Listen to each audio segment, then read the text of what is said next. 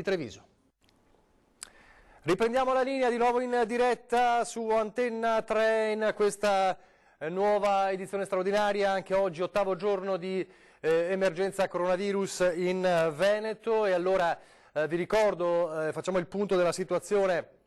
Abbiamo sentito poco fa e lo riproporremo a brevissimo il contributo con l'intervista al governatore Luca Zaia in uscita fugace dalla task force regionale a Marghera, nella quale ha confermato quello che aveva già anticipato il suo collega governatore Stefano Bonaccini dell'Emilia Romagna. Era una notizia, diciamo, più attesa di queste ore, riguardante le scuole, e dunque che le scuole non riaprono per almeno un'altra settimana fino all'8 marzo, quindi dovrebbero riprendere le lezioni il 9 di marzo, lunedì 9 di marzo. C'è anche da dire che ci saranno nel corso della prossima settimana ulteriori verifiche con l'Istituto Superiore di Sanità, con il centro, insomma, che si occupa tecnico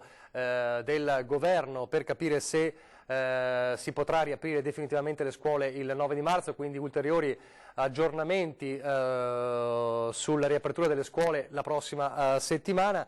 In ogni caso scuole chiuse, o meglio, e questa è una cosa importante, lo ha anche riferito il governatore Luca Zaia, in attesa ovviamente del DPCM, cioè del documento del governo con tutti i dettagli ovviamente dell'ordinanza, della nuova ordinanza del governo di Roma in accordo con le regioni. Si dice che le scuole, in realtà il termine esatto è sospese, significa che non ci saranno le lezioni sono sospese fino all'8 di marzo, ma non saranno completamente chiuse. Questo è il concetto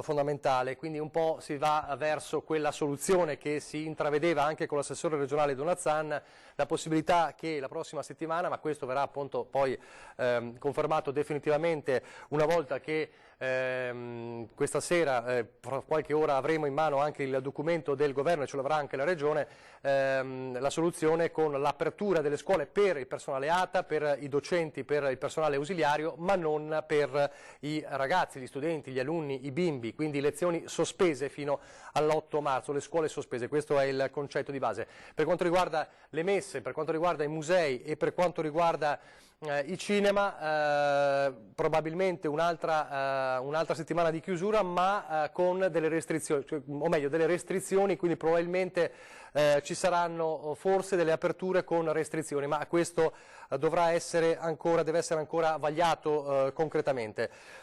Sul settore scuola ovviamente molta attesa anche per le università, e allora facciamo il punto della situazione con il rettore dell'Università Ca' Foscari di Venezia, Michele Bugliesi. Buonasera.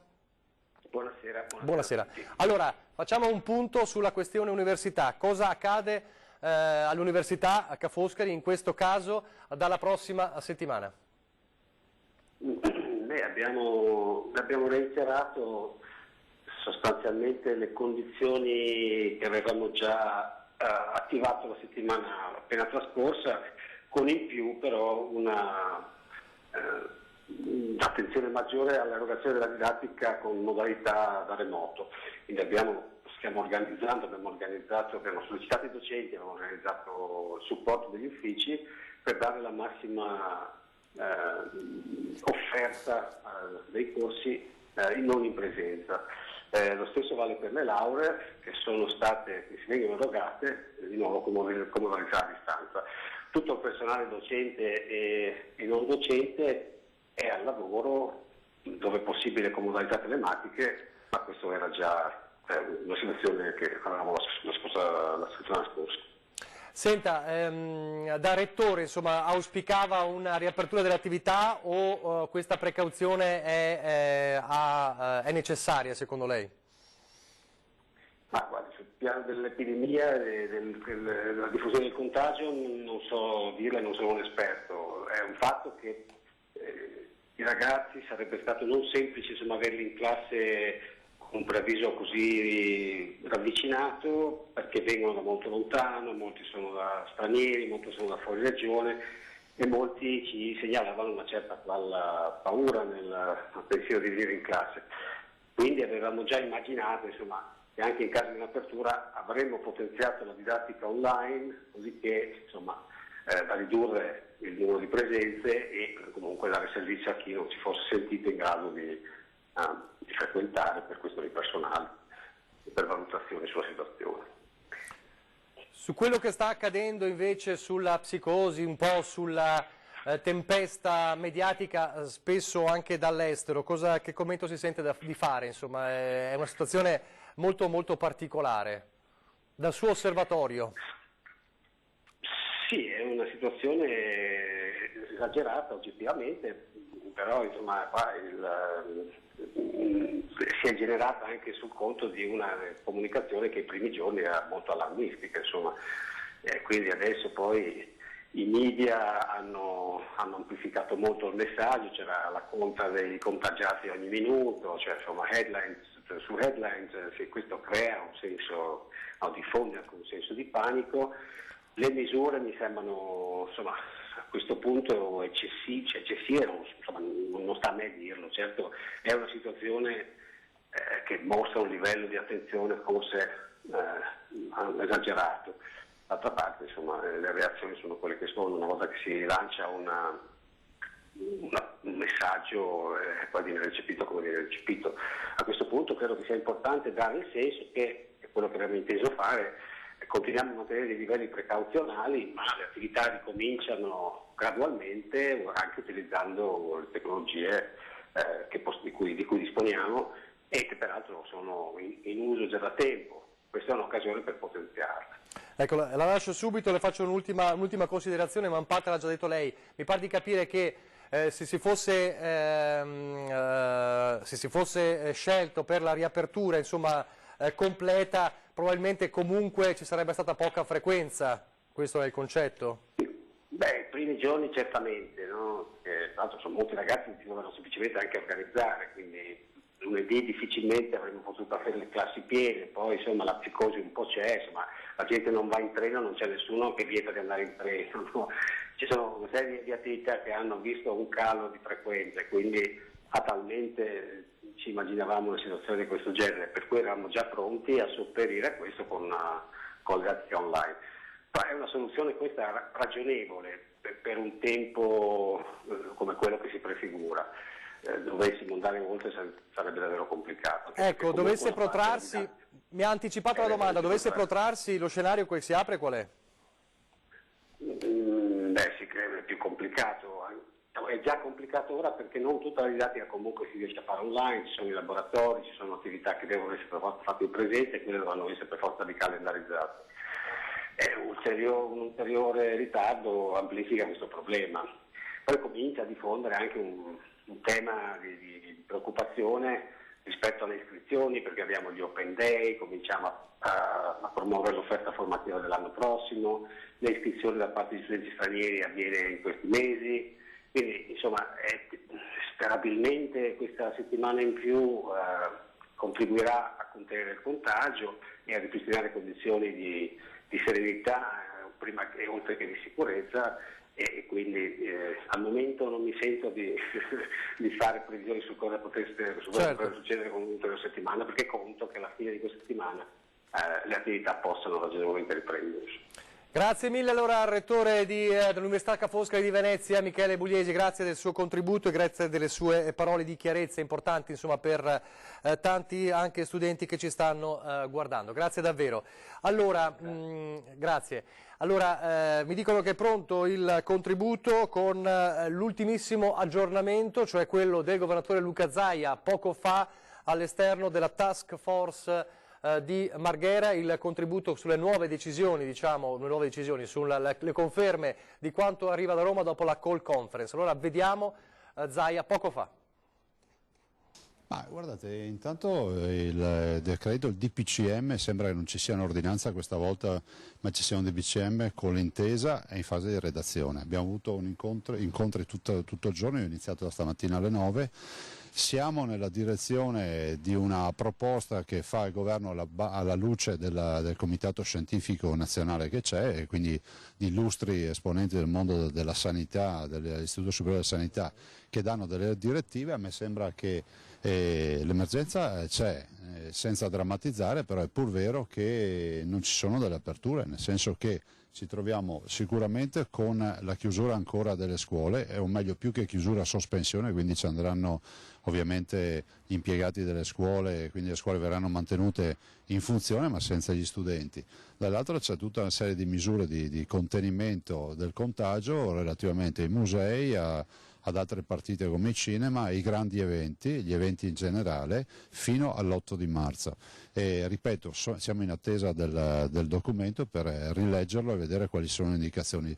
Le indicazioni, da quel che si è discusso e parlato approfonditamente, sembra abbiano anche delle indicazioni da parte dell'Istituto Superiore della Sanità, e indicazioni che io ho chiesto siano chiare, e che comunque chiedo che il governo a questo punto emani l'eventuale circolare poi direttiva esplicativa, visto considerato che è difficile per noi dare interpretazione a indicazioni che dà l'Istituto Superiore della Sanità, perché si parla di droplet, che significa distanza minima da tenere, che sembra sia il metro. E dall'altro c'è un altro aspetto, io ho chiesto e resto ancora convinto che la zona rossa si possa valutare di aprirla, visto e considerato che sembra che è passato il periodo canonico dell'incubazione. Qui mi sembra che su sto fronte non ci capiamo. Non ne faccio un momento di polemica, abbiamo la comunità scientifica, è ovvio che va rispettata, hanno grosse perplessità sul fatto che ci siano 77 contagiati e vogliono protrarre la chiusura dell'area rossa per altri 7 giorni. Lasciatemi il tempo di attendere il provvedimento, lo dobbiamo leggere e poi eventualmente osservare nuovamente, e quindi poi verrà pubblicato sulla Gazzetta Ufficiale. Una risposta entro stasera? Assolutamente sì, perché deve essere pubblicato sulla Gazzetta Ufficiale domani. Quindi sostanzialmente, Presidente, si tratta di viene prorogato il provvedimento che era già stato deciso domenica. Ma guardi, sì, però diciamo anche che ci sono 3 regioni che hanno questo provvedimento, che sono il Veneto, la Lombardia e l'Emilia Romagna, e c'è ovviamente ancora più codificato cosa si può fare e cosa non si può fare.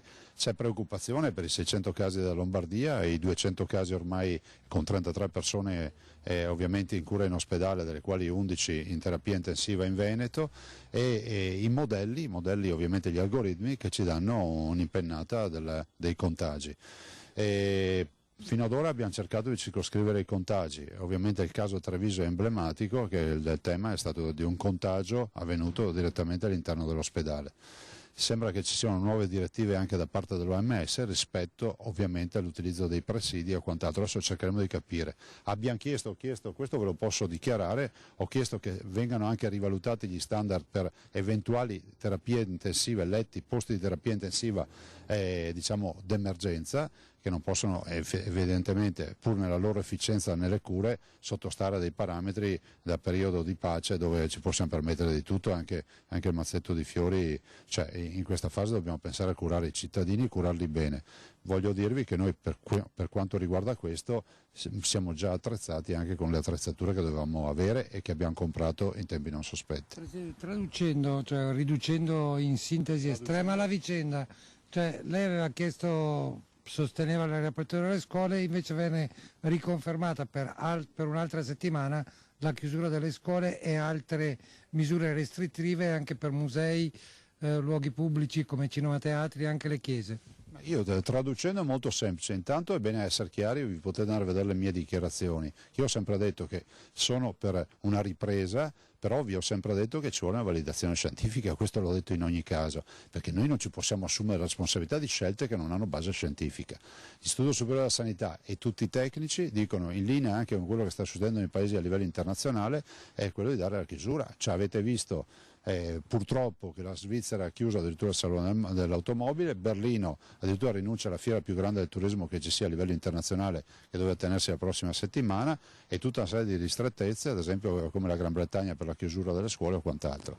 Non è che mal comune sia mezzo gaudio, però vedete che il contagio si sta spostando da 2 regioni iniziali del nord a tutta Europa. E come si fa fronte alle questioni economiche? Beh, guardi, abbiamo parlato anche di questo, il Presidente del Consiglio e il Governo, che era praticamente tutto presente, garantisce che ci saranno provvedimenti urgenti. Noi comunque già a metà settimana, penso mercoledì, saremo in delegazione ristretta proprio a parlare di questo su Roma. Si è parlato di un allargamento della zona rossa a tutto il Veneto, da questo punto di vista. Il Veneto è in emergenza, cioè, direi anche qui, chiariamo questo aspetto, non pensiamo che ci voglia la carta adesso per dimostrare che siamo in emergenza. È chiaro che siamo in emergenza, abbiamo diciamo, focolai a Treviso, ce li abbiamo a Miradolo, abbiamo un caso a Belluno, abbiamo un caso o un caso o due, adesso non ricordo, a Rovigo, insomma non è, e poi ovviamente Limena, Venezia e ancora ovviamente il caso di Voi. Insomma, penso che star lì a perdere tempo con dichiarazioni, cioè, è evidente che la crisi colpirà e colpisce tutto il Veneto, quindi hanno assolutamente la mia comprensione gli imprenditori, ma si sappia che queste non sono scelte che si fanno sulla base di calcoli politici come qualcuno dice, ma di calcoli semplicemente di algoritmi e di rischio di incidenza. Speriamo che tutti si siano sbagliati, ma se non fosse così qualcuno dovrà dire avevano ragione. Le scuole restano chiuse per un'altra settimana? Le scuole, guardate, restano sospese le attività per una settimana, il termine esatto è sospeso, il che vuol dire che ci andrà il personale dentro ma non ci vanno i ragazzi. Altri luoghi come musei? Posso anche aggiungere che nella discussione che abbiamo avuto è durata ore, io sono qui da stamattina alle 8 e vi dico solo, perché ho iniziato stamattina con la protezione civile, vi dico solo, come tutte le mattine, vi dico solo che la discussione avuta e la grande preoccupazione dei clinici e degli esperti di contagi va proprio sulle scuole e sui luoghi di culto. Noi abbiamo chiesto che sui luoghi di culto almeno si dia un respiro e si possa concedere, con tutte le limitazioni del caso, visto considerato che, mi si perdoni, non mi risulta che ci siano folle oceaniche che entrano nelle chiese, anche perché sono molto diluite, che ci sia almeno la possibilità, e voglio riconoscere la grande disponibilità del Patriarca che ha avuto in questa settimana per 15 diocesi. Di fatto a questo momento scuole che vengono sospese l'attività, per quanto riguarda gli altri luoghi, perciò cinema, teatri e musei? Vale anche per loro la chiusura, ci saranno delle restrizioni, però è prudente, ve lo sottolineo che poi non diciate che ho detto una roba per un'altra, è prudente attendere il documento finale che è quello che va in Gazzetta Ufficiale, anche perché vorremmo poter, se possibile, osservarlo in alcuni punti limitatamente alla discrezionalità che ci compete, di certo non forzando la mano ai clinici. Io e i miei colleghi non ci assumiamo la responsabilità di scelte che possono mettere a repentaglio la salute dei veneti. Così anche per le chiese? Ma certo, per tutto, adesso vedremo come il documento adesso è in fase di redazione, sono qui in attesa e poi ci sarà l'ultimo confronto e dopo andrà in Gazzetta Ufficiale. Al momento la sua linea è distante da quella del governo, però. No, guardi, rispetto alle soluzioni no, posso dire che è fondamentale però essere chiari con le indicazioni per i cittadini, perché sennò è inevitabile che poi ci sarà raffronto tra la pizzeria e il ristorante, tra il ristorante e il centro commerciale, tra il centro commerciale e la palestra, tra la palestra e la piscina. L'abbiamo già vista sta settimana. Allora, la prima ordinanza è stata blanda, diciamo anche per garantire un soft landing, non un atterraggio morbido. Adesso siamo entrati in piena attività e tanto è vero che ho chiesto al governo che qualora venga emanato il DPCM, il decreto del Presidente del Consiglio dei Ministri, il governo scriva su questo DPCM che la circolare deve essere assolutamente redatta da loro, perché sono loro che hanno con i tecnici definito alcuni parametri. Questo allora per fare chiarezza anche sulla questione scuole. Allora io so che c'è Valentina Visentin che si trova davanti alla sede dell'azienda ospedaliera di Padova per fare il punto della situazione proprio dell'ULSS 6. Valentina. Sì, ci sono state due conferenze stampa oggi qui a Padova, una dell'USL 6 per fare il punto sui contagi nella nostra provincia e una nell'azienda ospedaliera dove sta operando la task force regionale per il coronavirus.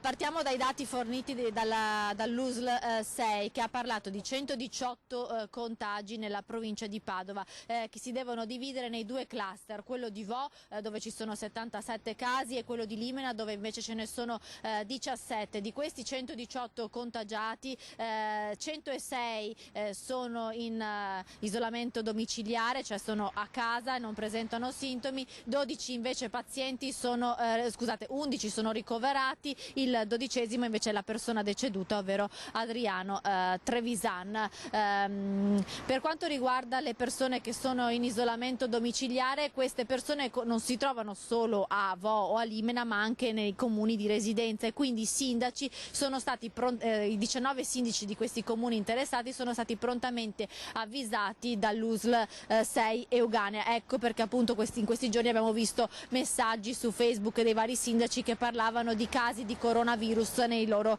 comuni, ma si tratta di casi, come ha spiegato il direttore generale dell'USL 6 Domenico Scibetta, riconducibili esclusivamente ai due cluster, quello di Vo e quello di Limena, e quello di Limena a sua volta sembra essere collegato a quello di Vo, dove una persona di Limena era passata per Vo e poi ha organizzato la famosa cena di San Valentino con i parenti, e da qui il contagio delle 17 persone. Per quanto riguarda l'USL 6 si è fatto anche il punto sulla situazione dell'ospedale di Schiavonia, che riprenderà le attività normali a partire dal 6 marzo, ovvero al termine dei 15 giorni di quarantena previsti per escludere qualsiasi altro nuovo caso di coronavirus all'interno dell'ospedale, che è già stato completamente sanificato, e dove, ricordiamo, sono continuate le attività di dialisi e di prestazioni più necessarie e specifiche all'interno dell'ospedale, mentre le altre visite sono state dirottate negli ambulatori esterni. Dal 6 marzo dunque a Schiavonia si riprenderà a lavorare con i ritmi normali che appunto riguardavano l'ospedale, dove erano ricoverati i primi 2 pazienti positivi al coronavirus. Queste appunto le notizie fornite dall'USL 6. Ha parlato anche il direttore generale dello IOV per le sedi di Padova e Castelfranco Veneto, e ha specificato e ha ricordato che non ci sono stati casi all'interno dello IOV e che i pazienti sono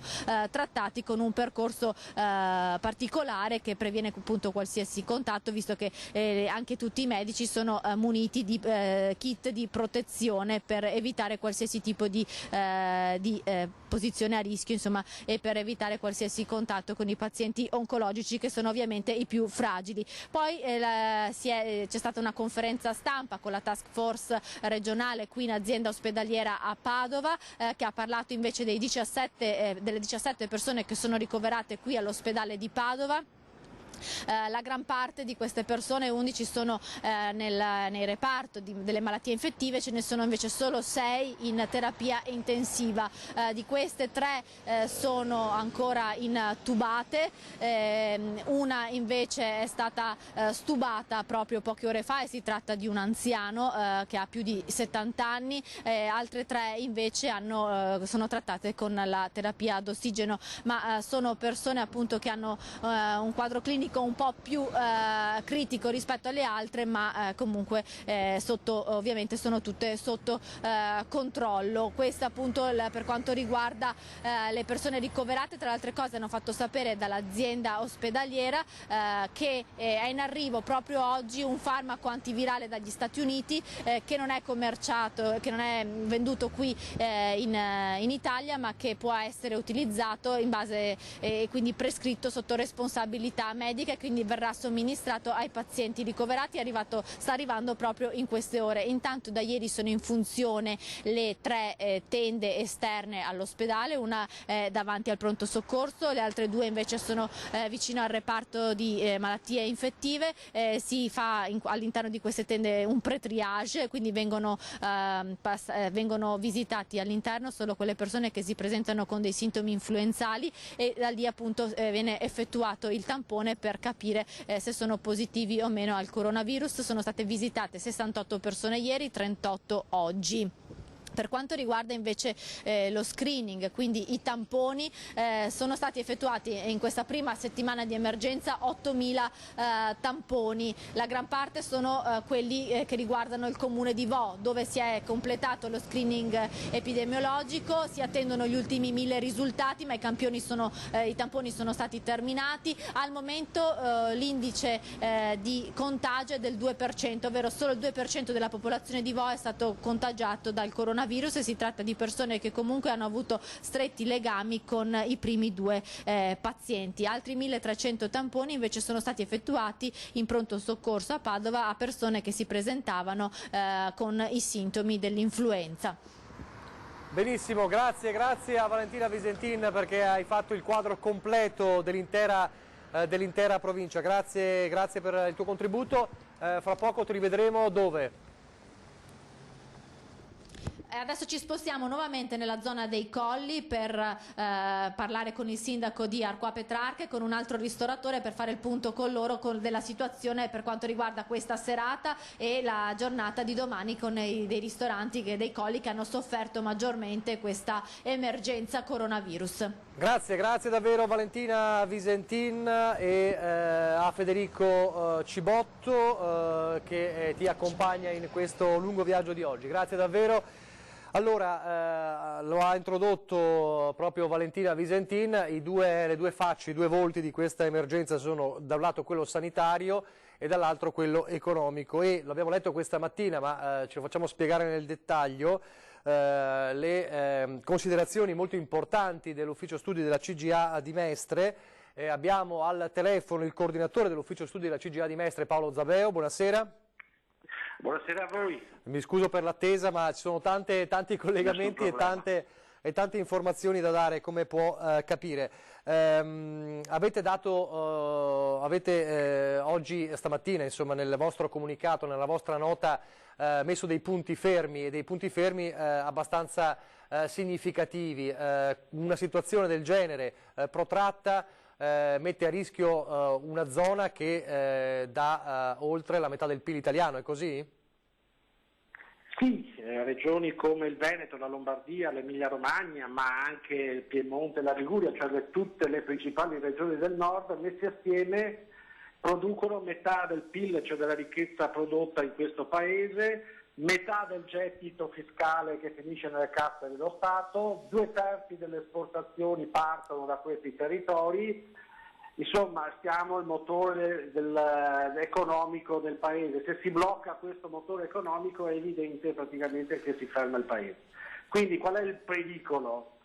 Il pericolo non è solo l'effetto economico del coronavirus, perché già da fine del 2019 l'economia a livello nazionale presentava un segno negativo, la produzione industriale era in calo, gli ordini attivi anche, quindi cosa succede? Di fronte a una congiuntura economica negativa si sovrappone anche l'effetto negativo del coronavirus che rischia di spingerci verso una recessione profondissima, verso una recessione pericolosissima, che sarà fatta da crisi aziendali, disoccupazione, eccetera, eccetera. Quindi per evitare tutto questo, visto che il danno di immagine e di reputazione del nostro Paese è fortissimo, perché all'estero ci vedono come degli appestati, Lombardia e Veneto sono diventati 2 lazzaretti dell'Europa, ci vedono come gli untori praticamente del vecchio mondo, e quindi sostanzialmente, siccome siamo un paese che vive di turismo, di cultura, di bellezza, di made in Italy, di produzione di qualità e di lusso,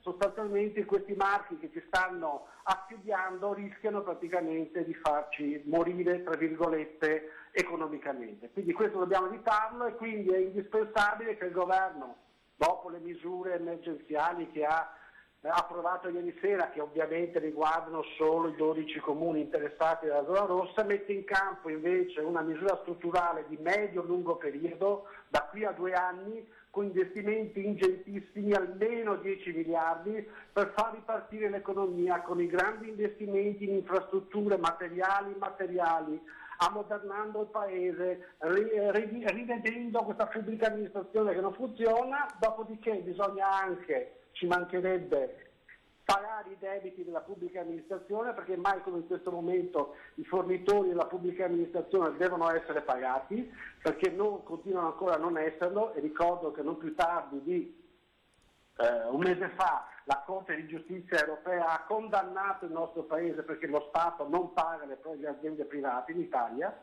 Dopodiché bisogna tornare anche a dare credito alle piccole e medie imprese. Le banche da anni hanno chiuso i rubinetti del credito.